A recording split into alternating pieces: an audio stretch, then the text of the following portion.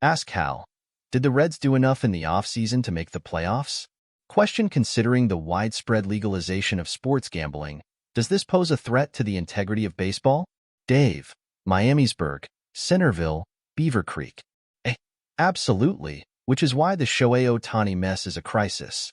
MLB players are permitted to gamble, if it is with legal wagering sites and emporiums, and states, and if they don't wager on baseball. But we all know there are mavericks who do illegal things. Somebody is going to get caught. You can bet on it. Question How did the Reds do in the offseason, and was it enough to surge into the playoffs? Sean, Huber Heights. Do teams ever do enough? Fans believe not. They want their teams to sign the highest-priced free agents and trade for other teams' best players. It doesn't work that way. Usually, teams can only fix one or two needs when they have 4 or 5.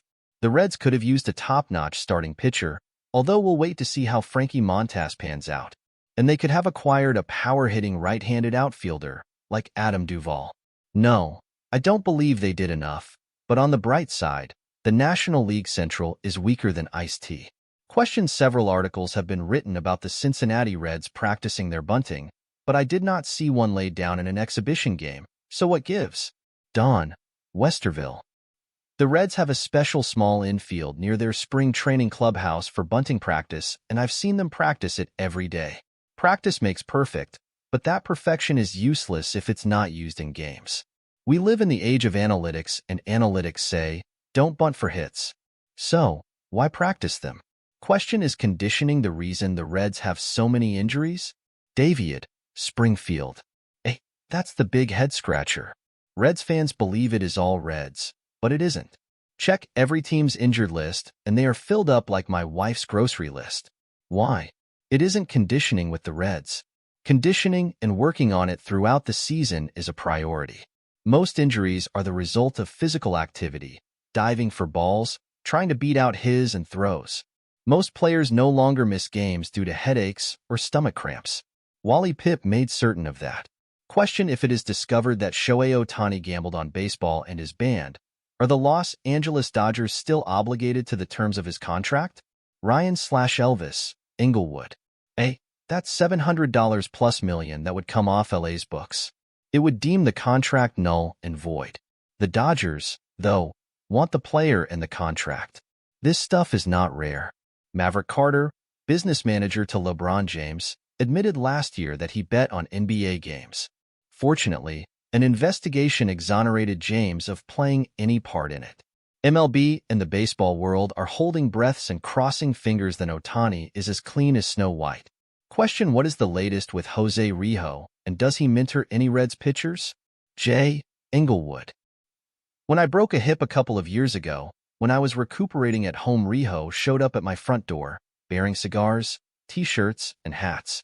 What a guy. Always one of my favorites.